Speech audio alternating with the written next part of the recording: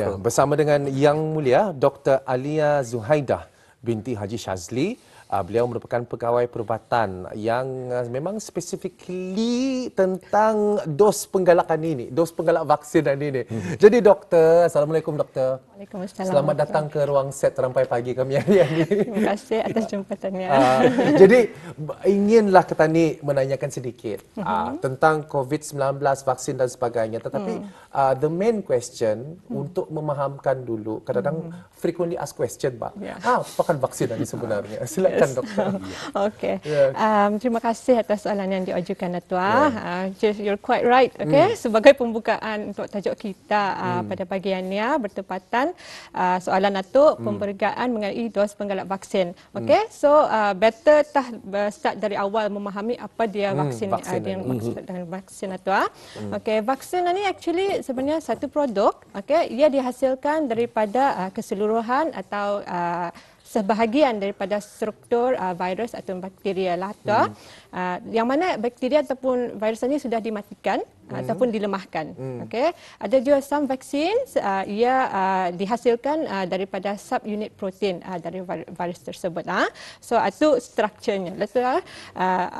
Mengenai dengan fungsinya, okay, secara umum mungkin orang ramai pun maklum sudah 3 tahun seperti yang dicakapkan tadi itu. Ia adalah untuk merangsang tadi punya sistem imuniti badan, melindungi badan tadi daripada dijangkiti penyakit khusus. Okey, maksudnya khusus itu contohnya kita ada mungkin pernah mendengar vaksin influenza. Okey, influenza hanya akan melindungi daripada penyakit influenza. Okey, begitu juga dengan COVID-19 punya vaksin ini hanya melindungi tadi daripada penyakit COVID-19 lah. Specifically. It's very specific lah kalau ada vaksin ini. Lepas tu untuk mengetahui lebih lanjut macam mana secara ringkasnya how it works, okay? Vaksin itu ia melatih tadi punya antibody untuk mengenal pasti kuman ataupun bakteria itu lebih awal, okay? In a way that macam supaya badan tadi lebih bersedia apabila kuman sebenar menyerang badan tadi, okay? Bila ia sudah bersedia tu sebab itulah macam dapat mengurangkan gejala yang serius lah daripada penyakit contohnya COVID-19 itulah. Ni orang kalau kita ni memandu lebih baik ada lesen memandu daripada ada lesen memandu daripada terus memandu tanpa belajar itu ini. Jadi dengan adanya vaksin ini kita ni ambil istilah ia bersiap siaga sudah. Ada lesen memandu, ada 20 jam sudah belajar memandu. Jadi siap tentu di jalan. Baik. Tadi lesen ada sudah mengenai dengan vaksin ini. Apa pula sebenarnya dos penggalak? Okay. Lesen tambahan kali. Quite right. Konsepnya sebenarnya adalah ia berbeza. Okay, dengan apa yang saya jelaskan sebelum ini, vaksin itu ia sama saja fungsinya tu. Okey, agaknya kenapa ia tadi lebih mengenali masa ni orang panggil booster dose COVID-19. Ia adalah hanyalah dos tambahan. Okey, apabila seseorang tu ia sudah lengkap mendapatkan COVID-19 punya vaksin sebelum ni. Okey, yang dimaksudkan dengan lengkap itu adalah mendapatkan 2 dos lah tu. Okey, so maksudnya apa yang didapatkan seterusnya adalah dipanggil dos penggalak. So yang ketiga kan, yang keempat kan, yang kelima yang Fakrul mention tadi itulah. So tapi tujuannya ialah sebenarnya untuk membagi perlindungan yang lebih baik daripada COVID-19 inilah. Jadi dos penggalak tersebut diperlukan. Okey. Mengapa kami masih memberikan mengenai dos penggalak vaksin COVID-19 ini? Okey, untuk kita ni mesti mengetahui kita ni punya imuniti keberkesanan vaksin itu lepas tadi diberikan suntikan hanyalah untuk satu tempoh sahaja. Okey, jadinya ia hendakkan berpanjangan, okey, malahan berkurangan pulang. So jadinya di sinilah fungsi dos penggalak itulah. Ia akan meningkatkan tadi punya imuniti balik, okey, kepada yang optimum yang seperti sebelum inilah. Okey, dan apa tu kajian juga mendapati, okey, yang mendapatkan booster ni, okey, dapat mengurangkan gejala yang lebih teruklah daripada jangkitan COVID-19, okey, dan menunjukkan pesakit-pesakit yang bertahan ke hospital dapat dikurangkan dan juga kadar kematian.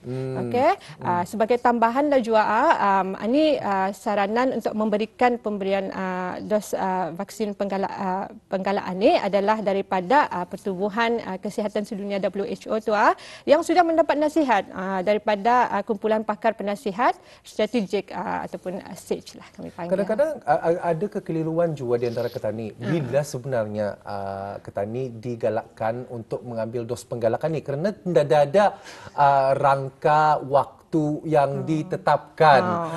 Tetapi mungkin daripada pihak Puan Doktor sendiri ada mungkin saranan yang dapat diberikan kepada penonton ketani. Apa sebenarnya kriteria-kriteria yang diperlukan? Kalau saya sekiranya saya sudah 2 kali sudah benjek tu lepas itu ada the third booster yang ada the first dose penggalak. Jadi mungkin ingin mengambil dos yang seterusnya. Tetapi inda tahu bila waktu yang sesuai, am I capable, am I memenuhi kriteria-kriteria yang ditetapkan. Jadi mungkin Puan Doktor dapat menjelaskan ni. So untuk kriteria siapa yang patutnya menerima dos penggalaan ni so ya sebenarnya dos penggalaan ni digalakkan dan dibukakan kepada mereka yang berusia 18 tahun ke atas. Okey, kami menyeru terutamanya mereka berwarga emas atau yang berusia 60 tahun ke atas lah. Okey, mereka ni perlu melengkapkan ada yang seperti saya cakap sebelum ini melengkapkan 2 vaksin COVID-19 sebelum ini.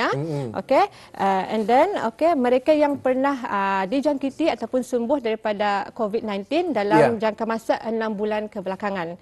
Okey, contohnya macam ada seseorang itu ia tahun lepas bulan Julai ia positif dengan COVID dan sudah sembuh. Okey, by now kalau tani kira sudah 6 bulan, silakan kita boleh mendapatkan dos penggalak lah. Tapi contohnya seseorang itu baru sembuh daripada COVID-19 bulan Januari yang ini. Okey, belum lagi 6 bulan. Okey, jadinya perlu menunggu untuk 6 bulan baru boleh mendapatkan dos penggalakan. Tapi sekiranya ia masih lagi dalam keadaan bukan COVID-19, bukan dijangkiti COVID-19, tapi mungkin ia demam-demam biasa sahaja. Adakah dibenarkan untuk mengambil vaksin ini ataupun tunggu ia baik dulu? Selesai dulu, sehat dulu. Seperti saranan sebelum ini, pengambilan vaksin sebelum ini, kalau anda berasa kurang sihat, jangan hold dulu until anda berasa sihat untuk mendapatkan vaksin ini lah. Okey. Baik, bagi sesetengah mereka, khususnya bagi mereka yang berumur 60 tahun ke atas, adakah dos penggalak ini mandatory bagi mereka? Okey, sebenarnya untuk walaupun bukan 60 ke siapa saja, orang ramai inda pulang ia dimandatorikan atau dimestikan, hanyalah ia digalakkan. Okey, oleh kerana sebab-sebab yang saya sebutkan tadi, adanya pengurangan gejala yang serius daripada penyakit COVID-19, kurangnya orang bertahan di hospital kerana COVID-19 dan juga kadar kematian itu. Oleh itu kami menggalakkanlah especially yang berusia 60 itu untuk mendapatkan. Baik, ini menyentuh juga tentang anak-anak. Ada juga yang kalau dikatakan indah ampit untuk mendapatkan suntikan yang pertama pun belum lagi pernah. Adakah mereka ini dimandatorikan ataupun sebaiknya untuk mendapatkan suntikan? Okey, kalau kita ni bercakap mengenai kanak-kanak kan, mereka yang berusia, yang tadi saya bercakap mengenai 18 tahun ke atas, mengenai untuk 12 tahun, mereka yang berusia 12 hingga 17 tahun, mereka pada masa ini dos penggalak hanya diberikan 1 kali sahaja. Keperluan lebih daripada 1 kali itu akan diteliti lagi mengikut perkembangan semasa dan atas nasihat WHO lah. Dan memang di antara ketani ada apa agaknya sebelum ketani ingin meneruskan soalan yang seterusnya, ada lagi soalan tambahan, ada sabi. Kadang-kadang frequently asked question yang mungkin saja doktor selalu saja mendapati. Ada saja pertanyaan ini sama. Apa agaknya soalan yang frequently asked question mengenai dos penggalaan ini? Maksudnya yang selalu saya dipertanyakan tentang orang. Mungkin di mana tempatnya ataupun yes, location wise pasal ini sudah mengenai di mana orang ramai boleh mendapatkan dos penggalaannya. Mereka boleh menempah melalui aplikasi Blue Health atau menghubungi lokasi-lokasi yang telah terpilih. So ada a few places sahajalah. Saya mulakan dengan dari daerah Brunei Muara. Boleh mendapatkan vaksin ini di Pusat Kesihatan Berakas.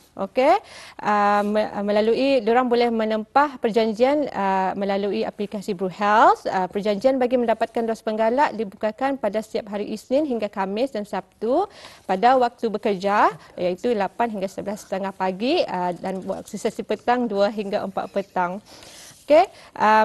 Dan mereka juga dibukakan pada orang ramai pada hari Jumaat dan Ahad iaitu dari pukul 2 petang hingga 9 malam. Itu bagi daerah Brunei Muara.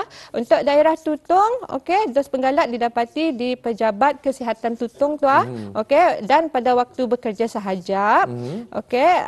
Dan ada pagi dan petang sesinya dan tempahan boleh dilakukan melalui talian 426 0804. Saya ulangi sekali lagi, tempahan adalah melalui talian 426-0804. Itu bagi daerah Tutong. Di daerah Belaik dibukakan di 3 lokasi. Iaitu Pejabat Kesihatan Belaik, Pusat Kesihatan Seria dan Pusat Kesihatan Sungai Liang. Sama juga dibukakan pada hari bekerja dan pada sesi petang dari pukul 2 hingga 4 petang bagi 3 lokasi. Tapi tempahannya melalui hubungan untuk Pusat Kesihatan Belaik bolehlah menghubungi 333-1941 atau 333-1942 sambungan 215.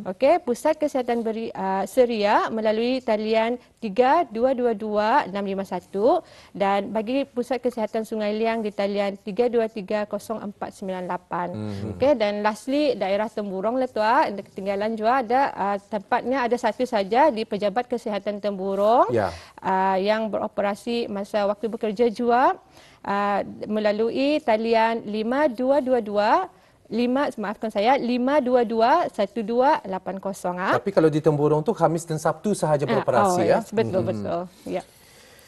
Dan untuk maklumat lanjut dan terkini anda boleh melayari laman web Kementerian Kesihatan di www.moh.gov.bn ataupun ikuti MOH Brunei di media sosial lah. Dan juga ingin mengetahui lebih lanjut mengenai dengan pengambilan dos penggalak ini. Kita kekurangan masa ni, kurang sikit ada lebih kurang 4 minit doktor mengenai dengan pengambilan dos penggalak ini, adakah dibenarkan mereka untuk memilih vaksin mana dan juga apakah kesan sampingannya? Memilih itu indah. Auda hanya akan diberikan vaksin yang dihaskan untuk dos penggalak mengikut nasihat Kementerian Kesihatan saja. Anda perlu khawatirlah, Kementerian Kesihatan sudah memastikan vaksin yang disediakan adalah selamat dan efektif digunakan sebagai dos penggalakannya. Mengenai dengan kesan sampingan, seperti yang sebelumnya pulang macam COVID-19 sebelum ini, boleh merasakan sakit pada tempat penyuntikan, boleh bengkak ataupun mendapat kemerahan-merahan, merasa keletihan, sakit otot atau sendi, demam ringan, sakit kepala. Jika anda merasa simptom-simptom ini, boleh mengambil ubat penahan sakit seperti paracetamol lah.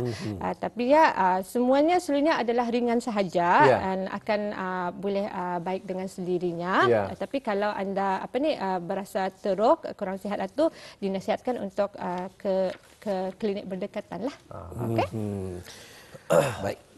Alhamdulillah, demikian tadi telah pun dibawakan kepada Auda sedikit pengungsian mengenai dengan tajuk kita pada hari ini, pemberigaan mengenai dos penggalak vaksin COVID-19 bersama dengan narasumber kita itu Yang Mulia Dr. Alia Zuhaidah binti Haji Sazli, Pegawai Perubatan. Terima kasih Doktor dengan pengungsian cukup padat dan juga kepada bis kita tadi telah pun dikongsikan bagaimana cara untuk mendapatkan dos penggalak berkenaan dengan Auda hadir secara walk-in di tempat-tempat yang disediakan ataupun menggunakan aplikasi Bru Health Auda.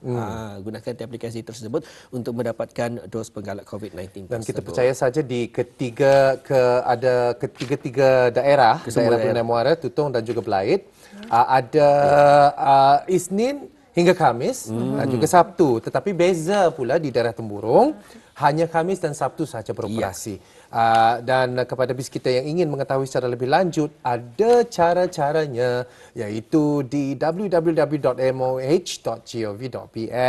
Jika ada di antara ada mempunyai soalan-soalan lah mengenai dos penggalak vaksin COVID-19 ini. Kita mengucapkan ribuan terima kasih kepada Dr. Alia Zuhaidah binti Haji Shazli, Pegawai Perubatan. Assalamualaikum. Waalaikumsalam. InsyaAllah kita jumpa lagi ya. Thank you.